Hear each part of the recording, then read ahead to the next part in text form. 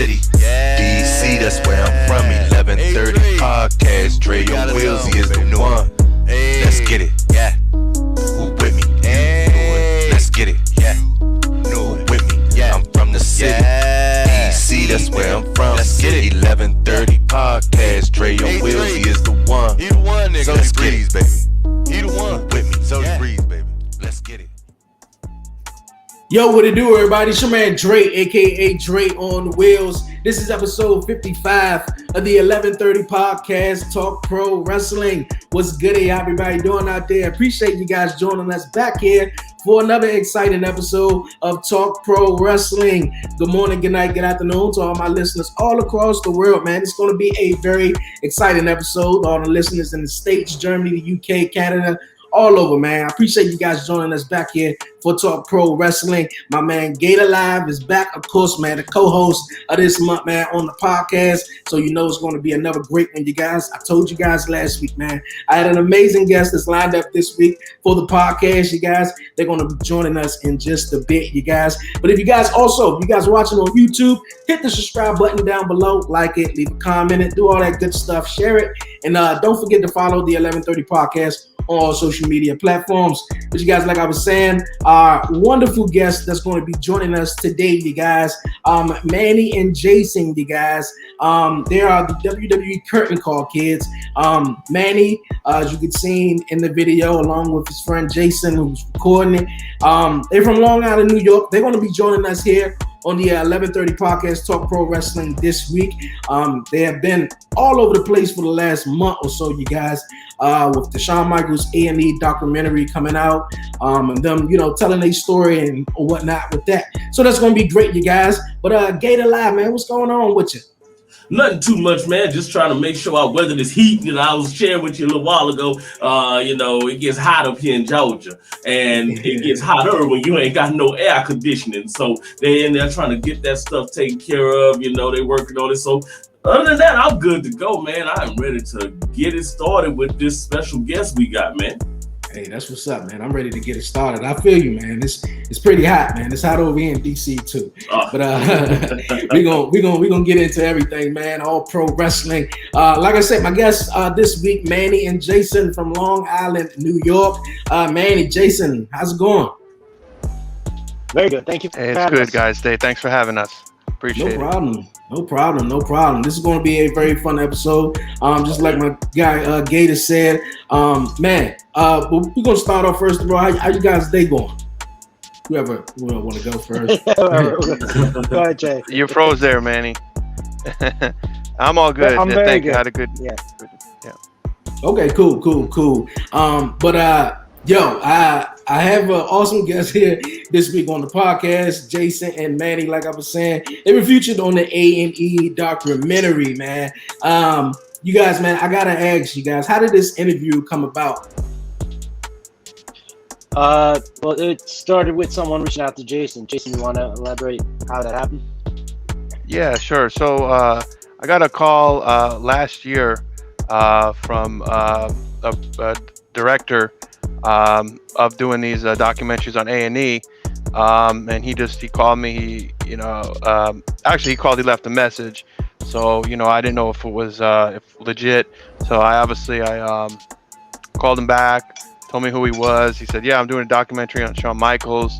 We want to do a segment on the Curtain Call," and so he just wanted to know, kind of what our involvement was with that. He heard. What the Curtain Call was. He was an old school wrestling guy, so he just wanted me to kind of just basically tell him what happened that night, and that he was kind of impressed that we had the only footage that was ever out there, So unfortunately, the plan was for me to and Manny to both get interviewed, but due to COVID restrictions, it just made it very difficult. I'm not up north. I'm down south in Florida. And I was supposed to get interviewed, but it just never happened. But fortunately, Manny was able to get interviewed.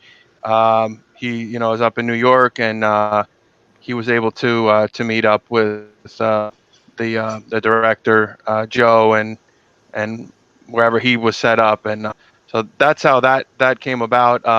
Unfortunately, I wasn't, there was no picture of me and Manny in the documentary, but I was mentioned in the credits, so that's cool. I don't know if anybody watched the end of the credits, but during the archival footage, it does just mention my name. It doesn't say what for, but I'll take it. Hey man, that's pretty Right. cool. Right. It is, Yeah, every little bit helps. Every little Yeah. bit helps, man. yeah, And that's you know awesome. what? You know what? It should have been the other way around because I was stealing Jason's spotlight because he was the one holding the camera. I was the annoying guy screaming in the background. And, he's really the curtain call kid. I'm like the curtain jerker of the team.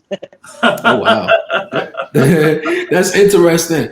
Did you guys have a close relationship with the WWE or F? However you want to call them. Did you guys still do or did have a close relationship for them to continually use the footage and also you guys reaching out to you guys? Since 2014, we've been in contact with WWE, their producers, ever since then. So it's been a nice ride, and WWE's been really good to us and everything they've done for us. Obviously, for the right reasons. Yeah. It's been a nice ride. Okay, cool. We gonna dive into all of that more because that's some exciting stuff. And that happened in 1995. I wasn't even a wrestling fan then. I came in about 98 or something like that. So it's so cool to chat with you guys on an awesome moment and a historic moment. To say that in pro wrestling, but up until this moment in time, how long you guys been wrestling fans? I've been a wrestling fan since 1987. Okay. Jason? Yeah, late 80s for me as well. Just got fascinated with the golden era, Hogan, Andre, Warrior, Savage, all those guys. Just became hooked on it during that time, and watched throughout the 90s, and then stopped, and then occasionally I'll watch here and there, but pretty much 80s and 90s was the core years of pro wrestling for me as a fan. Oh, okay. Cool. Was a good time to be a fan of pro wrestling right there, man. Late 80s. I mean, was it always just WWF, or were crossing them in enemy lines over there to be a WCW enthusiast as well? Well, I did it all. I mean, I did the NWA, I did the WCW, and then when I discovered ECW back in late '94, I started getting hooked on that, and then I started watching. Oh, here's USWA, here's SMW, here's FMW, here's New Japan, here's All Japan. Boom, I'm hooked. Mm-hmm. So you went worldwide. Oh yeah. After that. Oh yeah.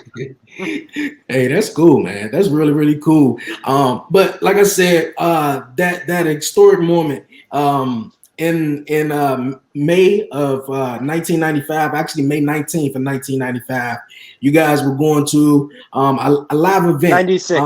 Actually, 96. I'm sorry. Yeah, 96. Yeah, and you guys were going to a house show, a live event, non-televised. How was the energy like outside the building before you guys went?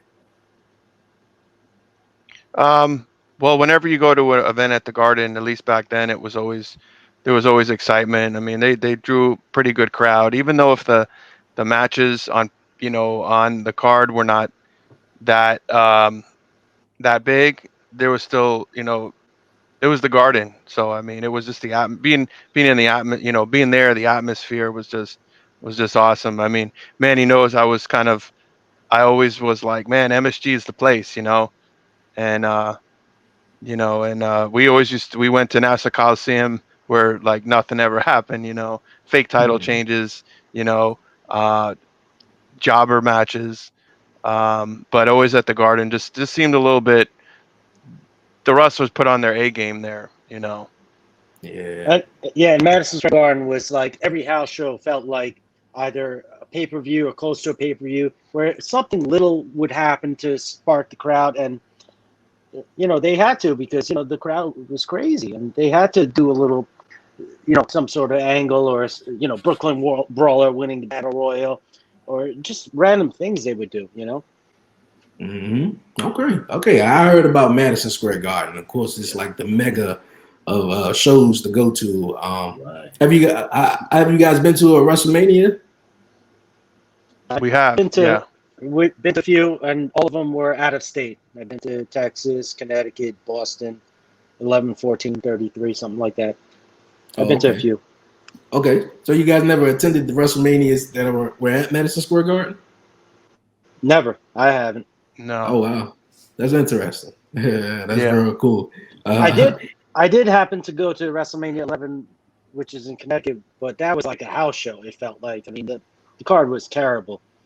Yeah. With all due respect, I love Bam Bam Bigelow, but LT in the main event, it just was like a mid card show. The whole thing. Oh, come on, man. You gotta love Bam Bam with the flames Bam getting Bam. sacked down by LT, who Yeah. was probably coked out, might have been coked out of his mind that particular night. It looked like he was he could have lifted Bam Bam by himself. So, man.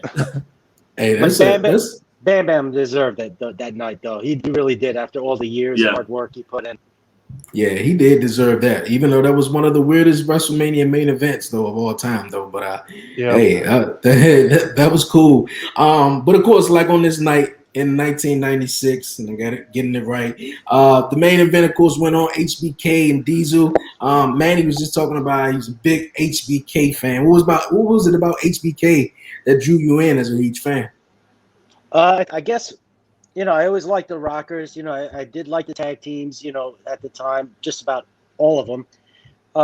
As soon as he turned heel, I liked that cocky attitude that he had. So that's what drew me in. And then from there, it just boom. I was like, oh wow, this guy's actually a great wrestler, and he can talk on the mic. He's got it all, and I was hooked since then. Okay, you guys more of a fans of the heels or the baby faces? Uh, I did prefer the heels for some reason. I don't know. I mean, back then, a lot of people didn't cheer Ted DiBiase or Rick Rude, But for some reason, I really liked the bad guys as well as the good guys. I liked every character back in the 80s, 90s, because all those characters meant something back then. Yeah. Mm-hmm. Yeah. Yeah, Definitely. Now go y'all ahead, went to Gator. multiple events. I mean, y'all were talking about kind of bopping around Nassau and those places like that. Getting back to the video, was that something that you did a lot? Did you video a lot of the events that you went to, or pull the camera out and catch a few main events or something like that? Was that something you regularly did? I started. I started. Well, let me go back. Why I started videotaping the shows. I didn't think it was possible to actually get a camera in the building, especially with security. But You mean I smuggle? smuggle. Yeah, yeah. Um, I like I said, me and Manny, we used to go to the house shows, and but before I started videotaping, and we noticed through there. This was before the internet was big. I mean, we didn't. It was just not readily available. So if you found out somebody had bootlegs, fan cams, that you was through like a newsletter or it was through a friend or RF video, those type of places, and usually by the time you got your hands on it, the quality was just so poor. It was just due to generational loss, due to the copying of the video to it was just it was horrible, and I was just so pissed off just that I spent 20-25 bucks for a tape, and it just horrible. I mean, just very blurry. And I said, man, I can do a better job than this, and I was just trying to figure out like how it's possible. We were teenagers, so we could kind of get away with it if we got caught. But they, the camcorders back then, yeah, they were, some of them were big and some were just handy cams. And I had a VHS-C tape, which is like a quarter size of a regular VHS tape. And so the camera was small. It was, it was a pain to hold for like 2 hours, but it wasn't heavy. And I was Right. able to put it in a camera bag. And, so I started taping a show at Nassau Coliseum in June of '95. And Then a few months later, me and Manny we went to the Garden, taped the taped another show, October '95, November '95. I mean, nothing happened. I mean, they were just house shows, but Yeah. for like we said, the Garden shows were just something special. There was always a little something that they gave you a little more to just get the crowd going. And then I remember at some point, Manny was like, "Man, why do you bring that thing for?" Nothing ever happens, and he was right because we did go to these shows and nothing ever happened, and a lot of the matches were just kind of generic matches. They weren't. You would not see a title change. You would not see something that would have been talked about because it probably happened. The same type of match probably happened in the next town over or something. On a tour because they did a lot of tours, and no, we just. I think for a while in '96 there was like a big stretch. We didn't go for like 4 months to a house show because we just weren't interested in going. I mean the matches were not really that. Um, we just didn't feel like going for whatever reason. And then we saw May 19th. Oh wow, cage match. It's going to be Diesel's last match. He's leaving. Razors. And it was a Sunday night before a live Raw the next day. Remember, you keep in mind Raw was taped like was it every few weeks or something? It was live every few weeks. They do Mhm. tapings for like almost a month early on, Yeah, for and shows. Yeah, for events. so being that okay, it's a Sunday event at the Garden. Um, Before the next day is a live Raw. So something might happen here. We weren't expecting like a world title change, but something might happen. Right. In fact, the tag team titles changed. Like that was the highlight of the event actually. We thought Before that was it. Yeah, we thought that was our we're highlight like, oh, of the night. awesome! We saw a title change. We got on camera. I mean, even though they had their own cameras, they're filming that because they would have showed it the next night on Raw. It was kind of their way of promoting the house shows and live events. Like, hey, anything can happen. That's why you got to go to the live events. They'll probably start doing that again as they start bringing the crowds back. And Yeah. then so to answer your question, I mean that's kind of what kind of got me hooked on recording the shows. And yeah, I mean there was like a time where we got caught, got a little too close. I always Ooh. sat further away in the 300s, but it was at the Coliseum. This is another event, and I got a little too close, and security was like, "Nope, give me give me the tapes," and that was it. So I got a little too greedy, That's just getting, and you then were Manny greedy, and wasn't with me. yeah, that's probably why you got caught. That's what I'm Yeah. thinking. You didn't have your lookout man, man. Yeah, You But didn't have but your. to but to clarify, everybody says even before WWE interviewed us, even for the first time, is that we smuggled the camera in, we snuck the camera in. Jason never actually sneaked it in, smuggled it. He walked right in with it in plain view. And if they security, they asked him if they did ask him what was in the bag, he would just open up. Oh, it's a camera. Boom. They let him go because they Oh wouldn't wow. think some 16, 17-year-old would be filming a stupid house show that nothing yeah, happens. Boom. All the time. We Right. never snuck it in. We never hid it. We never planned it like, oh, make sure you hide this in your pocket. Make sure you hide this here. No, it was just like, okay, you got your camera, you got your battery, you got your tape. We're good to go. That's how Yeah. it went down. Hey man, that's And interesting. and the thing is, I used to tell Jay, nothing ever happens at these house shows. I'm glad he didn't listen to me because otherwise we wouldn't have gotten Right. this. yeah. I was a pain in his ass. Hey Right. man, I remember when I started going to house shows. Nothing happened at the house shows. I remember going to two house shows back to back in DC and Baltimore, and I was so confused why all the matches were the same, the spots Yeah. were the same. I was just so confused. Like, oh, really? Like, come on, though, man.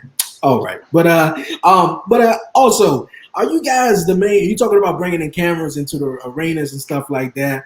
And of course, when you go to events now, or when they were having events, of course, over the loudspeaker, they all say, don't bring in cameras, et cetera, et cetera, et cetera. Are you guys the main reason why WWE puts up the poster outside the events to not bring in cameras now? No, they did that way before we started taping. Even on the tickets, if you look at the old tickets, they say no video, no audio. So yeah, I remember Howard Finkel used to say that all the time. You know? Okay. Yeah. Okay. See, Yeah. I saw some on my guy Manny Page, and I was like, oh, wait a minute. Is these the guys' sole reason why they can't, they put up these posters? I was like, man, you guys made history that night. For real. You Yeah. guys made history. Yeah. Right. Hey, man. That's cool. Speaking of that, man, y'all did make history. Did y'all realize what was happening at that moment when y'all pulled that camera out? At the moment, And were no. We recording? just knew it was No. something cool. It was just something cool because these were guys that we followed, And you got to remember, I know you said many people were not watching back then. Back then, wrestling was not popular. It was kind of like a very cartoonish type of product. It wasn't cool to watch pro wrestling back in the mid '90s, before the NWO and all that came out. It just didn't draw that for pop culture. It just wasn't popular. Yeah, you were So considered a loser if you watched wrestling. it, So, Yeah. which we were. seriously, yeah, Somewhat. yeah, And the thing is, like, back then, you can't tell anybody in your high school, oh, I watched WWF, or I watched WCW. Even the guys will, they think you're losers, and the girls won't give you time of the day. But I didn't give a shit. I didn't care. I wore a Bret Hart shirt to school. I wore a half-naked Razor Ramon shirt to school. I didn't care because I wanted to meet other wrestling fans. And it wasn't until, like, a few years later where everybody jumped on the wrestling bandwagon. Oh, wow, it's Attitude Era. This Stone Cold, Rock, Triple H, wow. And it's like, I didn't care what people thought about me and what I loved. That was my life. Right. yeah. And That's how I met made Manny. Jason. Yeah. He wore the Razor Ramon shirt, and I was like, "Oh wow, this is cool! I could, somebody to talk to about wrestling." Because there were a lot of closet fans back then. It was like, nobody. It was like hush hush. Nobody really talked about it. Just for that reason, it wasn't cool. It wasn't real. Right. That was the banner. You would wear one of those wrestling shirts out and see if somebody will talk to you or give you the little nod up, and that's Yeah. somebody It's like- that you can talk to about wrestling. You're one of us. Right. Hey, man, that's what's up. That's what's up. Can y'all take us through that moment, though? Because obviously, I'm assuming Manny was cheering for Shawn Michaels to win. Right. And Jason, you were right along with Manny? I like Diesel. I was a big Diesel fan, and even though when he was kind of that in between, he was kind of a good guy and bad guy. I mean, that if you kind of look back, it's like that's kind of where the Stone Cold kind of character kind of came about. That anti-establishment kind of superstar. Where it was like he's got his fans, but he's really kind of bad, but he's cool because a lot of people like him, So, I even though he was leaving, I still rooted for him. Okay. Yeah. So it was some friendly competition. You had Manny rooting for Shawn and you rooting for Diesel, huh? Yeah. Yeah. And the thing is, I like Diesel too, and I like Razor too. But at that moment, I was so pissed off that they were leaving for WCW that I just let them have it. A classic crazy fan in me, it's like cursing them out and everything. And then finally, when everything happens, I'm cheering them out of nowhere. Typical smart Mark. Right. What was it about that moment that just sent you over the top, though? Because obviously at this time, at that time, wrestling was, very kept, all the backstage stuff were kept a secret. So, for them to do that in the ring, non-televised, what sent you over the edge? It was probably the most amazing thing that I've witnessed was when, because at the time I had a pretty popular wrestling hotline back when hotlines were popular. It was an 800 hotline, and newsletters were popular at the time before the internet hit and before podcasts hit, obviously.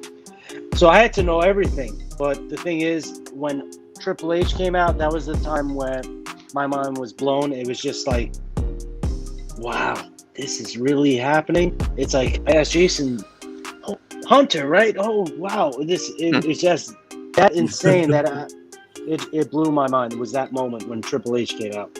I'll never forget it. Yeah, because you just think, you got to think before that. You know, you had good guys and bad guys, and that was it. You never saw anything in between. And that was the moment where it was like, wow, you know, what's going on here, you know? And then you saw the real life play out. I mean, we didn't really know that they were real friends. I don't know, maybe on one of the dirt sheets it may have mentioned that, because we did have a couple of the newsletters, and but we never saw it. You know, you never saw pictures like you do now. So it was very like, yeah, like behind the scenes. And then when you finally saw it, you're like, wow, this is cool, you know? And I almost didn't capture that moment. Because of me. With you. Whoa, wait. So what happened? You say you almost didn't capture the moment. What happened? I almost screwed him. again. Oh wow. So Tell him, Jay. yeah, so normally when I tape the shows, it was about 2 hours, 2.5 hours, somewhere in between. That's enough tape I had on EP mode, which is extended play, you know, and I had 3 batteries with me. So before the cage match, you had the Razor and Hunter match, and I knew it was cutting it pretty close. So I wanted to get the whole cage match on tape. And so at the end of the Razor Hunter match, they started booing Razor because he was still in the ring. And actually Manny started a loud chant. You know, chants weren't that big back then as they are now. But back then, especially at the Garden, I guess you could say chants became kind of very popular at the Garden, New York crowd and all that. So I think you said you sold out, right? Yeah. And the Yeah. thing is, people ask, "Oh, how are you guys?" The guys that filmed the video and also started that chat, because that we were that passionate. I was obviously behind the scenes, you know, doing the whole dirt sheets and all that stuff, and I was very vocal that night. And remember, after like 10 seconds, nobody was chanting with me, and then finally our section got along, and then the rest just. Yeah. And that's how it really happened. I'm like, and then after it happened, Jay, did you get that? No, I cut the camera. What? You ruined it. That was our night. You ruined Yeah. it. Wow. He was really upset. Started a chant in Madison Square Garden. You didn't get me on film. Wow. Oh man. And thing is, I was thinking that was our moment. Let's get that, and we're good. But you know, in the back of his mind, he's like, no, you know what? I'm saving tape. I got to do something for the cage match. I want to get the whole cage match on tape. So I'm glad he didn't get those extra 10 minutes of us yelling at Razor or whatever, because who knows what would have happened. We probably would have run out of tape or battery, either one. Right. We don't know. We don't know. Yeah. Okay. Always thought to play it safe, you know, and it paid off. So you traded the infamy of getting that chant for the curtain call. So I mean, I guess it's a fair trade-off. Yeah. Yeah. But yeah, go ahead, Jay. No, I'm sorry. I was going to say, I think on one of the DVDs or documentaries, they played it. They played the "You Sold Out." It's somewhere because I remember hearing it. I don't know if it was dubbed in or not, but I remember It was dubbed in for sure. I'm pretty sure. I remember seeing it somewhere, but I can't remember. Right. But if it was dubbed in, that means they were aware that it happened. Yeah. So, Yeah. Everyone has something to say, a story to tell. We make it easy to share yours. So let's talk. Regardless of your podcast setup, hit record. And from there, whether your podcast reaches 10 people or 10 million, we can help you get heard wherever listeners are. And who knows, maybe even quit your day job. But no matter who hears you, it's about connecting and sharing something from your perspective. It's about having a voice and using it without anything standing in your way. Say it all with Anchor. Hey, that's what's up. That's what's up. And you guys, man, capturing, you know, history at Madison Square Garden. And throughout all this, you know, throughout the outcome of this, Triple H was obviously the one who was mainly punished. Was Triple H, you know, friends with you guys? Well, I wouldn't say friends, but we know him. We obviously met him. We met him, Obviously. yeah. I don't have his phone number. I was gonna ask if he had any parting words for you guys. And the thing is, no, that's a good question. And the thing is, you would think that maybe he would have said something to us on the side or anything, but even backstage when we talked to him for quite a bit in Brooklyn on Raw, he was all for it. He was cool with it, and obviously it didn't affect his career at all. I mean, look where he is now. And Yeah. So Okay. That's cool. Yeah. Because me and Gator, we was kind of like joking last week, man. We was trying not to have Triple H listen to this episode. Right, exactly. He may feel some type of way, but that's pretty cool, man. That he was, up front, excited. To meet you guys. The only person in the wrestling business that I know of that has a problem with us is Jim Cornette. That's the only person that it was last week on his podcast. He said, I would like to meet the guy, who filmed that, and slap him in the face because he's a piece of shit. Oh, wow. He said that. Listen to it. Yeah, he said that. I was like.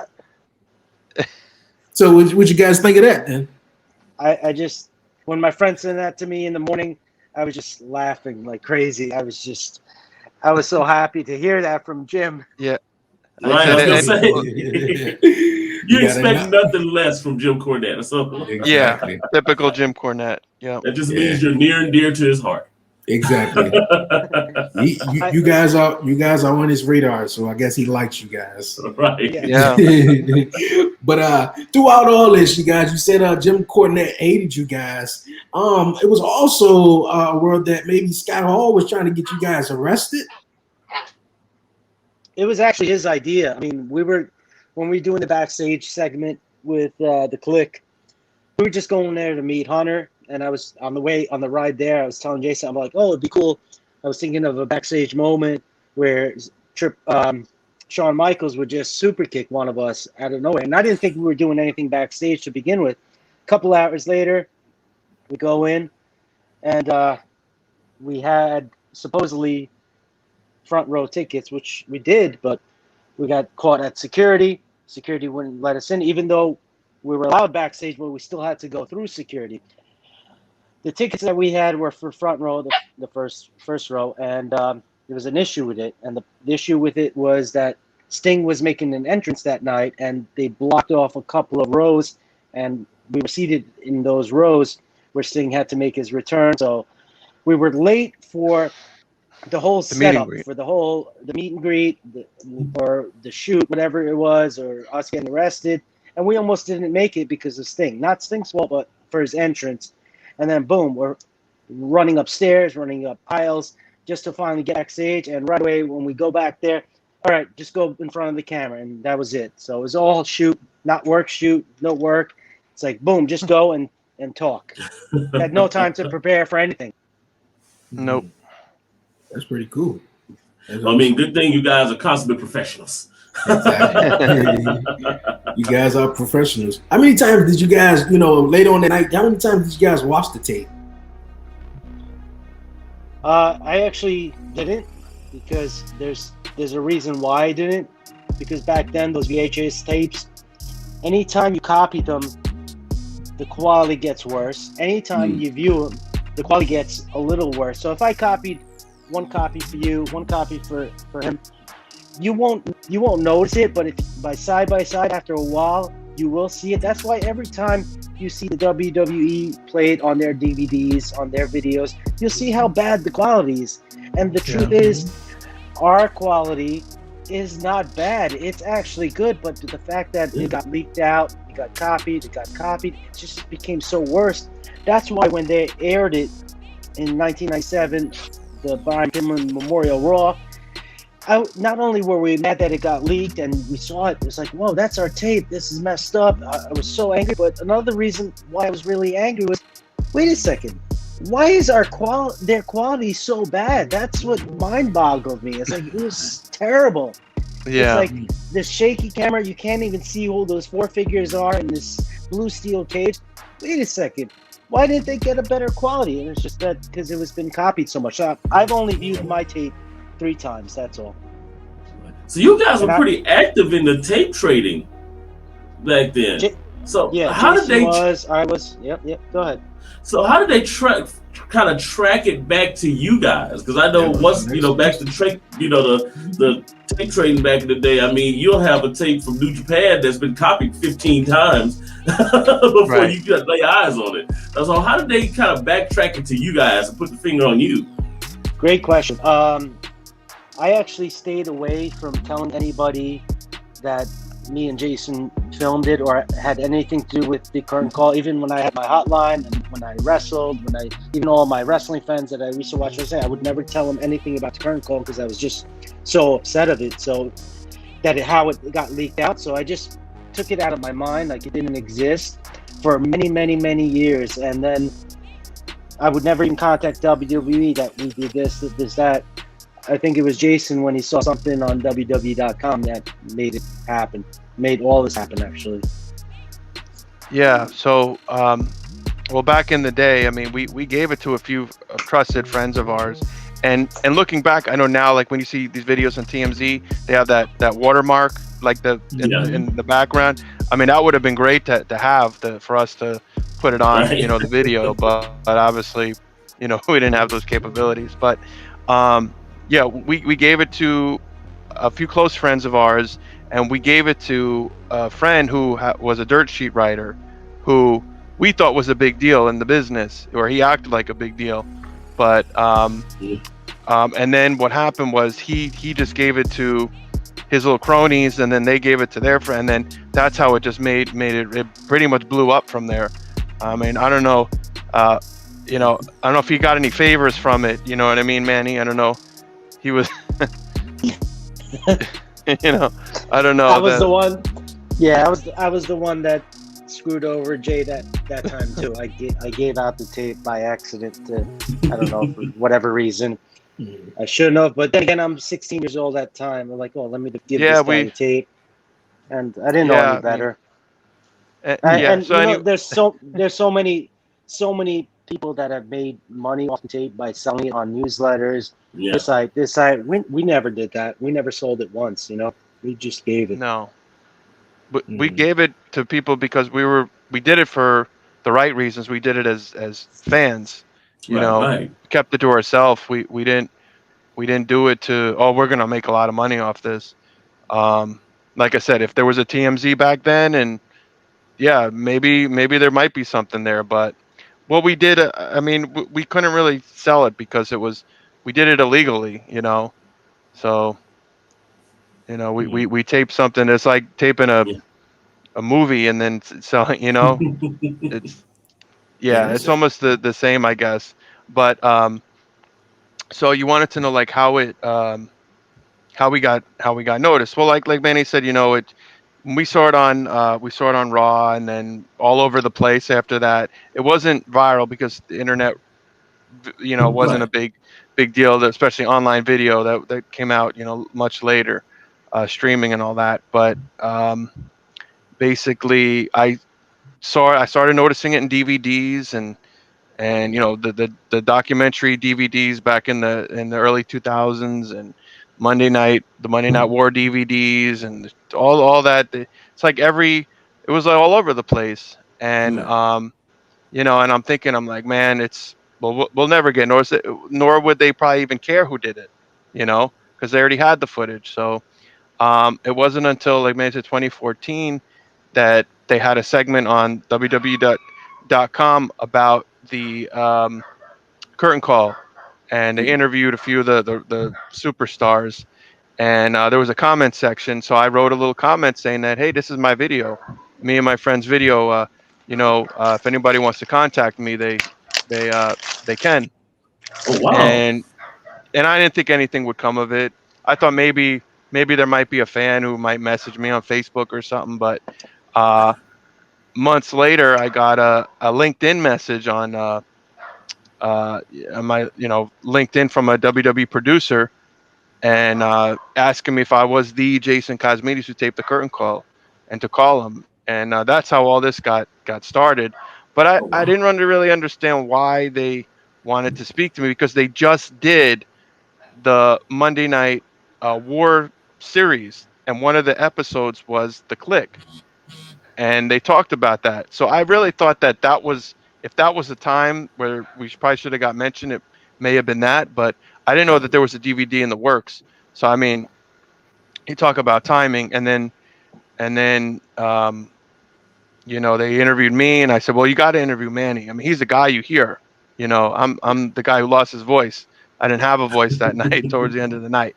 So so unfortunately they couldn't get us together in the same room due to, you know, travel distance and all that. But they were able to interview me at a SmackDown when they were down here, and Manny Webb was fortunate enough to go up to the actual WWE headquarters and interview there, which I'm jealous of. That must have been really cool. Yeah. How was the headquarters visit? It was nice, you know. They showed they showed me everywhere, even where they store their tapes. It's all black tapes with just numbers on them. Just the whole tour and everything was nice. It was such a great experience, you know. That's really cool, man. That's real cool. Manny also spoke about you didn't want to tell nobody. I mean, I know at the moment, you know, it was you guys didn't notice there was a huge moment that was happening in wrestling. But, you know, why did you guys just wanted to keep it to you guys selves? For me, it's just the way the tape leaked out. I mean, it didn't really become popular in the DVDs until 10 years ago, and then 5 years ago, and then most recently it's on AD a few times, you know, on the Stone Cold one, on the Shawn one, and the Brett one, and it's becoming really popular. And the thing is, I shied away from it for that reason, but when the WWE called in late 2014, I was like, you know what? If I'm going to talk about it and break my silence, it's got to be for the right people. It's got to be for the WWE, and it worked out for the better, you know. Hey man, that's cool. That's real cool. I know if it was me and it got leaked out, I'm pretty sure I was like, hold on, wait a minute, that's our video. Like that's you know, you hear Gator in there screaming and I'm recording. That's our video. I want to get that out there. Like I don't want to hold it back. And I understand, yeah, back then it's been copied a million times, but man, that's crazy. And you probably thought it might be some legal ramifications too back then. Yeah, it's like did we want to get noticed, you know, because maybe they can come after us, you know. But we were kids back then, so I think we were in the clear. But yeah, it was tough, you know. It's like, you know, somebody has something of yours, and you know, like Manny said, some are profiting off of it, or just, you know, doing it for bragging rights, you know. And so we just kind of moved on. I mean, it didn't define us, you know, but we kind of just moved on from it. And then years later, you know, as you see now, a lot of nostalgia is big now, especially from the 80s and 90s. You know, people just like to think of the good old times, you know, and especially with the pandemic going on, and just kind of reflect back on those good old days where it seemed like they were innocent times, you know, at least back in our, you know, when you're younger and in your eyes, you know, just you're living like a little bubble, you know. Right. So, question: do you still have any of the tapes? Actually, the tape. Do you still actually have the physical tape, or did you keep any of those tapes that you used to record back then? Let's say I have a storage locker with a whole bunch of VHS tape, because that was my vision, is to record everything. So I have over 350 VHS tapes of wrestling that I recorded. And they were all in my storage, alongside other wrestling memorabilia that I just keep there. There's only one tape that I keep with me, and that's the original. And how about maybe we show it to you guys? How about that? Ooh. I may just have it. That would be amazing. I may just have it. I may just have it about a foot away from me, so I might as well. Oh wow! Right? Really, dude, man, that would be amazing to see the original tape that started it all. It would be. And the thing is, A&E edit this out because obviously for time reasons we did the 1 hour interview. Obviously, I was in there for 2 minutes, but hey, let's show it. Why not? And usually my hands shake when I show this, so just bear with me. My hands are going to kind of shake a little bit too, so don't worry about it. That is the curtain call tape, the original, and it Wow. says the house show stuff. That's World Tour de Force, and what else I see here? Madison Square Garden, May 19, 1996, World Wrestling Federation. And if you open up the tape here, it's actually going to say May 19th, MSG Boot, because we call them bootlegs, and the short Jason would say Boot, MSG Boot, May 19th. And the thing is, with this tape, there's other stuff on it too, but this is the original, the best quality you can get. And the fact is, I ripped off the tab so nobody can record over it. That's how we secured it. You know, this is it on a Maxwell VHS tape. That's the original, straight from the camera. Oh man, Yo, man, that's cool. that is pretty dang awesome, dude. Like to actually see the actual tape of the curtain call, like live in person, you know, and not the blurry stuff you see on TV. Right, This was actually good quality. I don't understand why they never asked me for the original, or why they never asked Jay for the original, because wouldn't they want the better quality, what you see on all these DVDs? But who knows? Maybe you would think. Who knows? Maybe it'll wind up in some sort of museum where they're trying to do in the next year or two.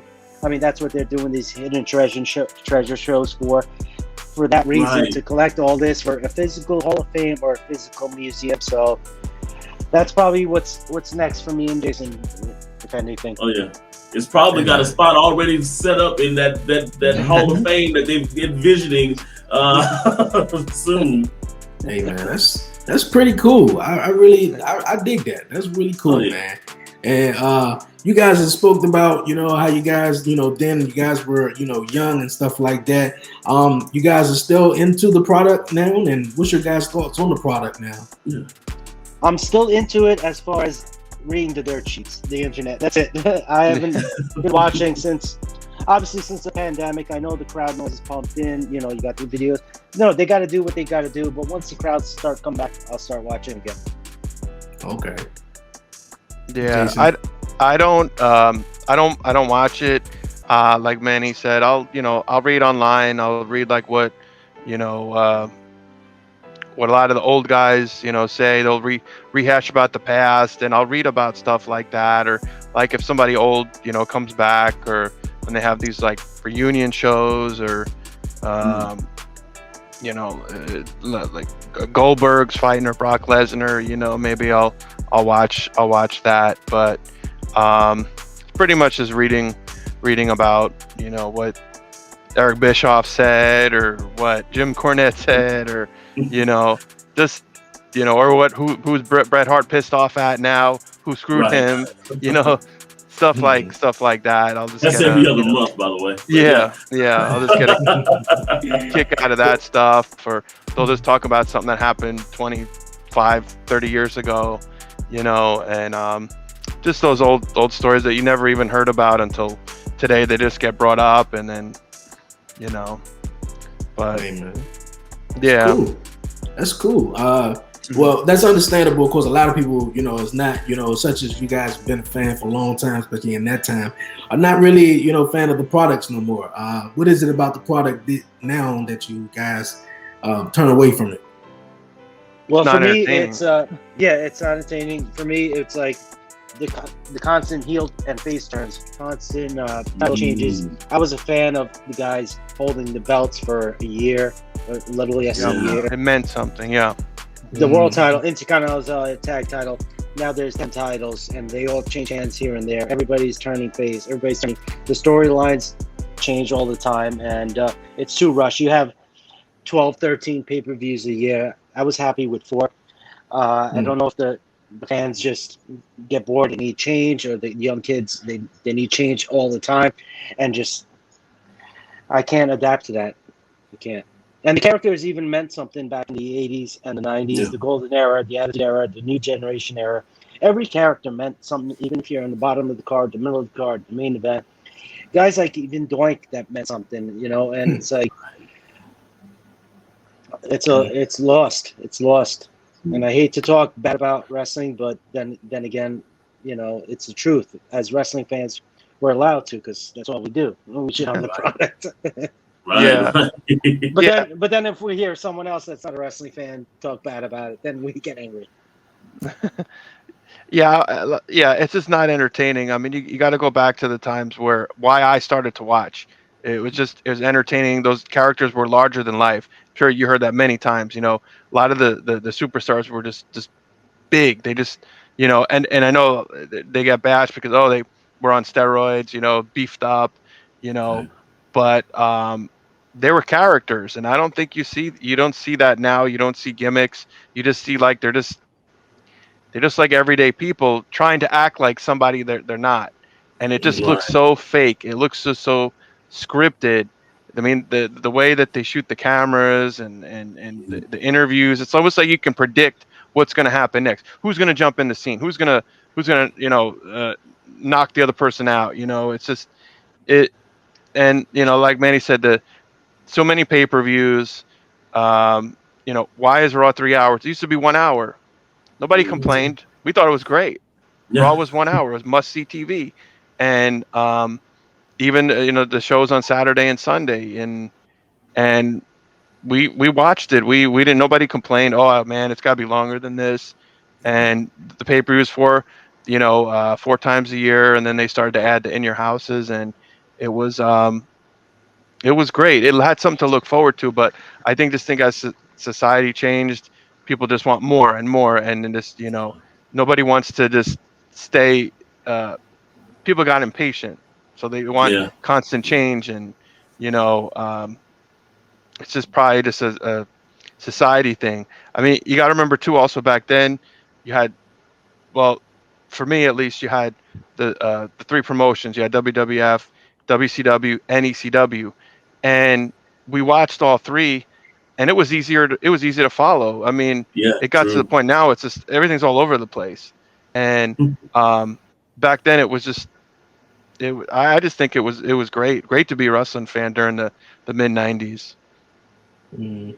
Hey man, you're right about that. Yeah, I remember when Raw was just 1 hour. I remember when the pay-per-views was just four, and now it's just oversaturated with so much going on. And it's real cool to hear you guys' perspective because you guys been wrestling fans from a long time, and you see different things, and it's really interesting. What you guys think about how Triple H is running NXT, or do you I love don't it. watch it? I love what he's doing. I love what Sean's doing for NXT. I mean, NXT is like the future breeding ground, which it's the breeding ground for WWE superstars, which is nice. Even though it was cool just to have before this whole FCW NXT, it was cool for Yeah. them to just grab guys from here and there. But it's nice to have their own little grown garden. It's awesome. Okay. Yeah, Cool. I agree. I agree that it was a long time coming, and I think I remember hearing Triple H say the reason why he started getting involved with Next was he was part of the WCW power plant, Mm. and he said that WWE needed that. So now that they have their developmental program, and um, so that's good. That's good that they're I guess it's been around almost 10 years now, right? Almost.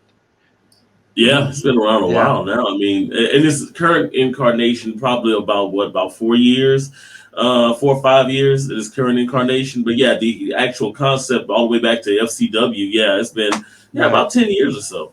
Yeah, Yeah. I mean, NXT is really kind of gimmick driven. It's more like what you guys were talking about that you liked about wrestling back in the day, where it's a little bit Yeah. more gimmick driven. You actually have gimmicks there. Mhm. And I guess that goes back to Triple H being kind of more of an old school mentality kind of Right. wrestler. And, I mean, of course, once they get to the main roster, all that stuff's gone. But at least in NXT, you get that little quaint little bubble of gimmicky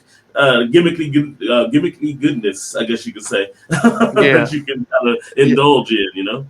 Yes. Another thing I was thinking about, and I know I talked to Manny about it, is that why they don't, and I don't know, maybe due to rights, but why they don't bring back the gimmicks, like the gimmicks that they had in the past, like have a new Demolition, have a new Doink the Clown, have a new Nature Boy. You know what I mean? Because there was a Nature Boy Buddy Rogers before Ric Flair? You know, why can't there not be another one? Those type of things where if they find the right person, it might work. And maybe don't have them talk so much, because look what happened with Ronda Rousey. She talked too much, right? It's like, why can't you be like a China, not say anything, and you could still be, still make a big impact. That's how I feel like. That's probably when, sometimes they don't always need to talk, because I think that kind of hurts them. Just Oh yeah, definitely. I know Dre and I had a conversation, was it last week, about, hey, we'd love to see some managers come back. I mean, Jim Cornette is, love him or hate him, but I mean, he talked people in the buildings back down when he was in WCW, and even Mid-South and those places like that. I mean, you could go back to Bobby the Brain. Heck, I mean, you can even go back to Slick. Those guys that can literally talk you into being interested. If you had a guy who just wanted to be a big warlord, barbarian, mean-looking guy to grunt, you could have him actually speak for him. So exactly, I mean, those were great times back then. J.J. Dillon, Paul Ellering, Paul E. Dangerously. Those were great, components to making great wrestling stables. Right. So I would love to see that again. That'll be dope. I asked this question a couple of times here on the podcast. I'm gonna ask you guys, because you guys kind of like hinted at it a little bit, because how you said how it just seems out of wrestling come off, at least the WWE come off nowadays. Do you think social media helped or hurt the wrestling business? I think it actually helped, because social media is what everybody's doing now as far as talking about wrestling. You got, the podcast, which is great. Everybody's got one, but that's cool because we love doing them now. It's actually helping a lot, because look, everybody's talking about wrestling still to this day, which is good, even though the ratings are a little down, obviously for, the reasons that they are. But, but if you look at it back in the day, there was, in the 60s, 70s, there was no internet, but people still watch the product, and people still continue to watch the product with or without the internet. So I think it's helping either way. Okay, that's cool. I asked that because you say it's like it's no distinguish from the guys that you see on TV. Then when you stroll down on your phone maybe, and you see a superstar, but back then there was characters. It was it was a switch basically.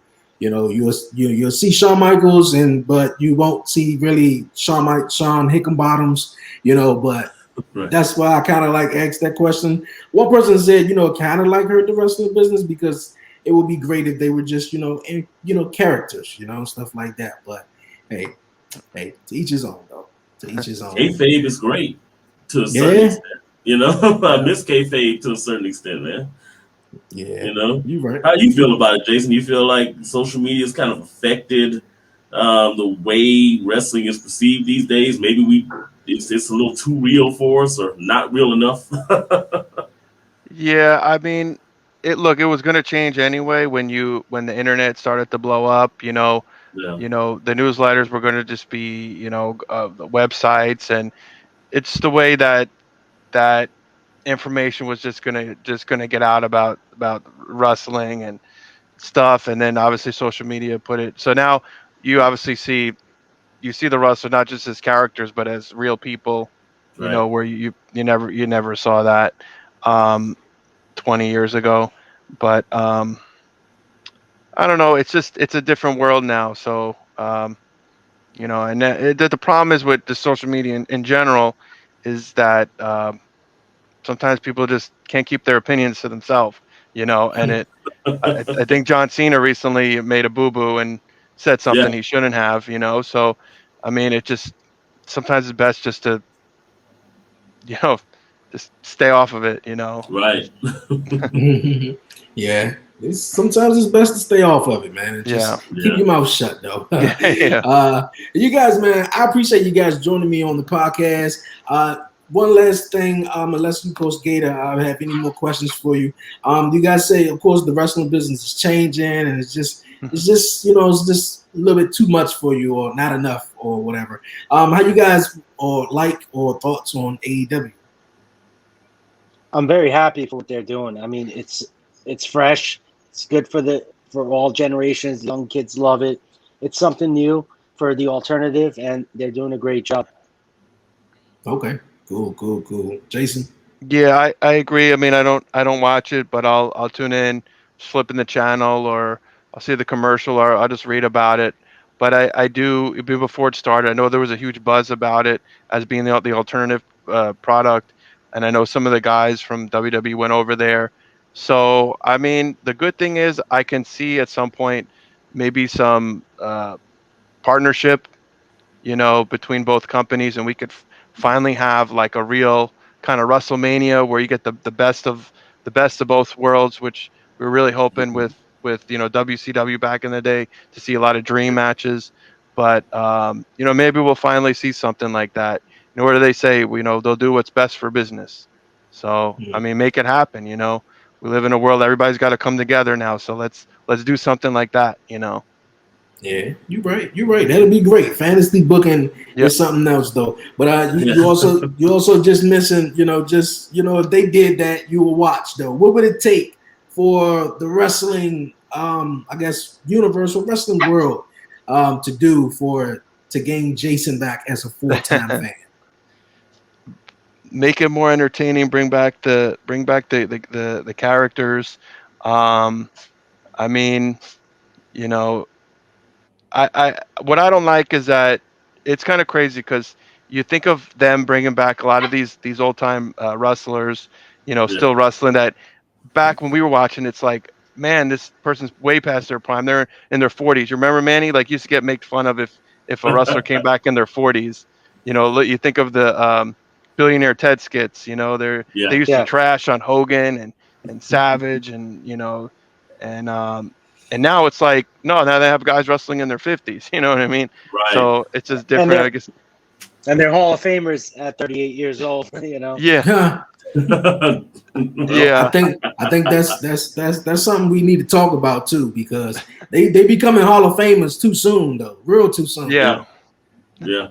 Speaking of, that was my last question, guys. So if you could have the dream match, anybody in their prime, this person versus this person, what would be the dream match that you guys would want to see? I would probably say one of my favorites before he was who he was. I would say Brian Pillman in WCW versus late 90s Stone Cold Steve Austin. Ooh. Oh, man. That was good. I have two. I mean, I'm sure there's so many. We can go on and on. One just popped in my mind. Actually, there's three. I'm going to mention three. Hogan against Stone Cold. Oh yeah, the one that never happened. The one that never happened. Sting against Undertaker, which everybody was right hoping for. We almost had it, and then we didn't have it, and then then Sting's gone. Undertaker retires. And then Bret Hart against Kurt Angle. Oh, wow. That good. would be awesome. That would be awesome. A Kurt in his prime versus a Bret in his prime. That would be awesome, man. I would love to see that. But I will say, don't say Sting versus Undertaker too loud, because they may hear you, and we may end up seeing a Saudi Arabia main event with the two of them right now. We want them in their prime, not right now. Yeah. And they could have. I said that they could have or should have pulled it off, even if they did that. What they did last year, that kind of theatrical graveyard type of match. Perfect for that. Because they can redo it so many times if something didn't work out as planned. They could have had a really good. They could have had a really good match. It could have been really great production, But that would have been great, man. That would have been great. A match we never saw in wrestling, man. If I can answer this one, I'm gonna say The Rock in his prime versus Shawn Michaels in his prime. Yeah. I think that's a match we never got also too. But man, That'd have been awesome. Hey, yo, man, Manny and Jason, man, I appreciate you guys joining me and also my co-host Gator Live this week on the 1130 podcast, Talk Pro Wrestling. Before you guys go, any shout outs, any questions you guys would like to say? Anything? I actually do have a comment I didn't really get to say about Curtain Call. Okay. I was just thinking, like, if we did this as far as videotaping an event and this happened where character was broken or kayfabe was broken or how we hurt the business. Let's say if we did this in the 50s, 60s, or 70s, right now, there's a reason why we wouldn't be talking, because not only would we be hated by the fans, we'd be getting death threats by the fans, by the actual wrestlers, and obviously the bookers and all the promoters. We'd be hated as fans all throughout, and we'd probably be dead by now for doing that.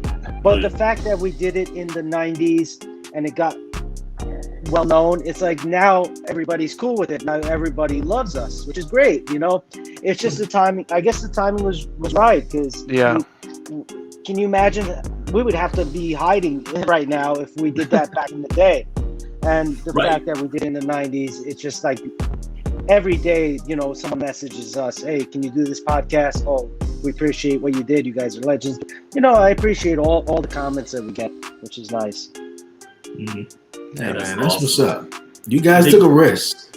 Yeah, 10 years earlier, actually, y'all would have been in some trouble. So, you know. Yeah, man, that's cool. That's real awesome, man. I appreciate you guys, you know, coming through. But like I said, you know, any shout outs, anything you guys would like to say? No, I mean, if anyone wants to contact me, message me on Facebook, they can. You know, I'll be glad to answer any questions.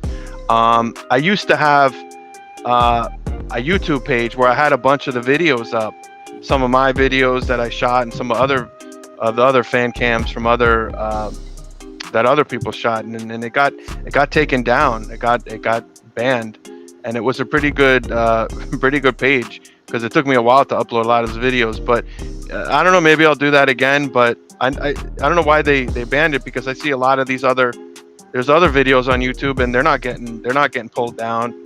So I don't know. We'll see. Maybe I might consider doing something like that. I just have to digitize all the videos I have and make them into files and then upload them. And I'm sure that'll take time, but I'm sure a lot of people would be interested in that. You know, have a lot of great stuff. Yeah, I have a lot of great stuff that I got from other well, I don't know, tape traders, well, whatever you want to call them, other fans that have a collection like mine. And a lot of the stuff is really good quality. I mean, they were able to get it direct from the source. And there's like an Iron Man match between Brett and Owen that was at the Nassau Coliseum that was pretty cool, that nobody probably ever saw. The original ladder match, well, this is probably on YouTube. There was an original ladder match between Razor and Shawn Michaels in January of '94 before the WrestleMania match. That was pretty good. That was probably like the warm-up match, you know, that Vince said, hey, let's put that on pay-per-view.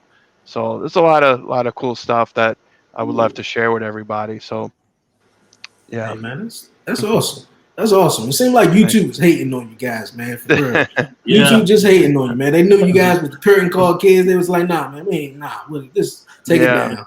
But man, keep doing you guys' thing, man. I appreciate you guys being on the show this week and just sitting down chatting with me and my guy Gator. I appreciate Manny for showing us the original tape of the Curtain Call. That's something I'm never gonna forget. And I just appreciate all the insight that Jason and both of you guys brought to the table. Gator, you want to say anything? I know Gator probably want to say something.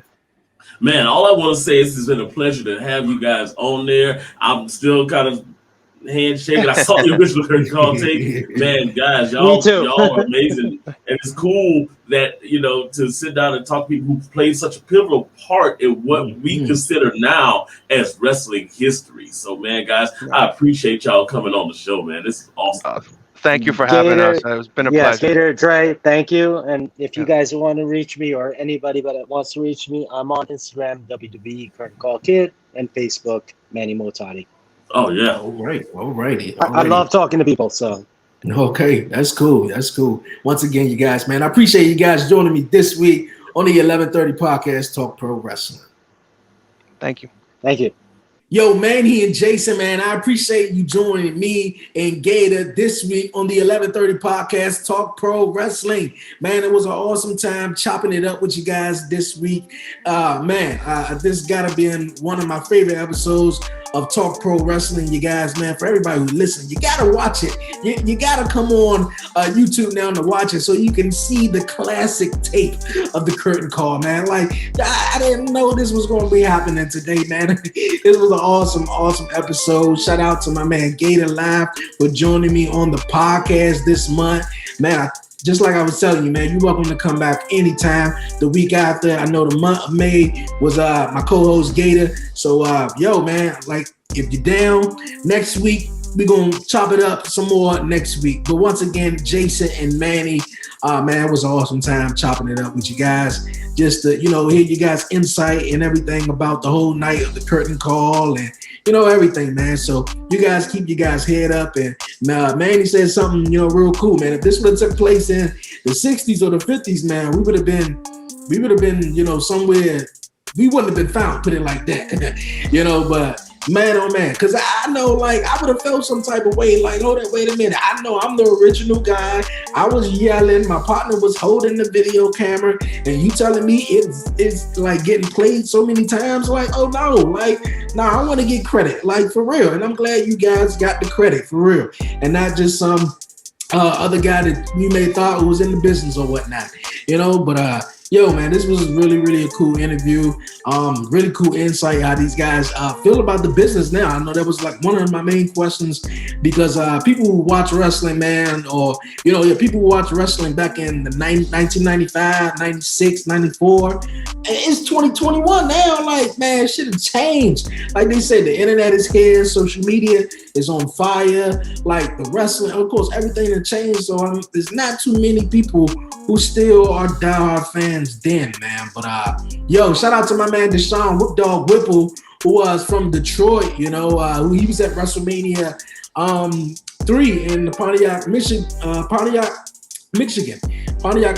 And he's still a wrestling fan now, but of course he had the views just like these guys, man. So it's just wrestling, man. It just gotta do better.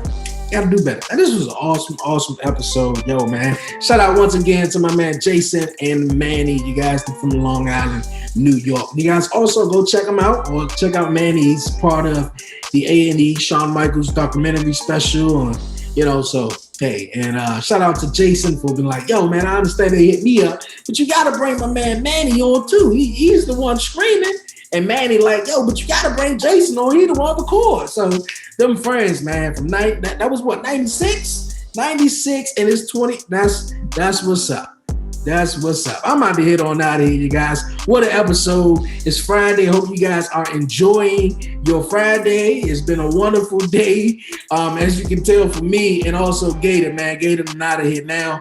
But I'm out of here on out of here. I just had to do the last round duties. And yo, man, before I do get on out of here, yo, don't forget to follow my man Gator, you guys. Yes, follow my man Gator on social media at GatorLive_down5, and also follow the Down 5 podcast on Instagram. Also follow the Dope Discussions with Erica podcast on Instagram, and subscribe to both podcasts wherever you get your podcasts at. Yo, for real. And also, you guys, man, don't forget to follow the 1130 podcast on all social media platforms. Follow me on Twitter at Dre on Wheels. Follow me on Instagram at the 1130 podcast. Like the 1130 podcast on Facebook. Subscribe. Yes, subscribe to the 1130 podcast on YouTube. You dig? Yeah. And man, for real, leave a comment and do all that good stuff so we can get the 1130 podcast up and out there even more. And also, you guys, man, the 1130 podcast main show, you guys, each and every Wednesday on EB Radio and YouTube, streaming at 11:30 a.m. Eastern Standard Time. And the 1130 podcast, Talk Pro Wrestling, you dig, you guys, man, is available on iHeartRadio. So go subscribe on iHeartRadio. Follow me on Spotify. Leave a 5-star rating and a review on Apple Podcasts. You know how we get down. And if you would like to be a guest here on the podcast, email me. That's the1130podcast at gmail.com. The1130podcast at gmail.com. For real. Man, what a show. What a show. I'm out of here, man. For real. Oh. Yo, man. Appreciate my man Gator for joining me this week on the podcast. That's my co-host of the month of May. We may have him back this next week. Most likely we probably are. And also, once again, Manny and Jason, thank you so much for being on the show. Keep in yourselves, stay real, stay prayed up and all that good stuff. Yo, it's your man Dre, aka Dre on Wheels. Now I'm out. I'm from the city, DC, that's where I'm from. 1130 podcast, Dre on Wheels, he is the one. Let's get it, yeah. Who with me? Let's get it, yeah. Who with me? Yeah. I'm from the city, DC, that's where I'm from. Let's get it. 1130 podcast, Dre on Wheels, he is the one. He the one, nigga. Let's get it, baby.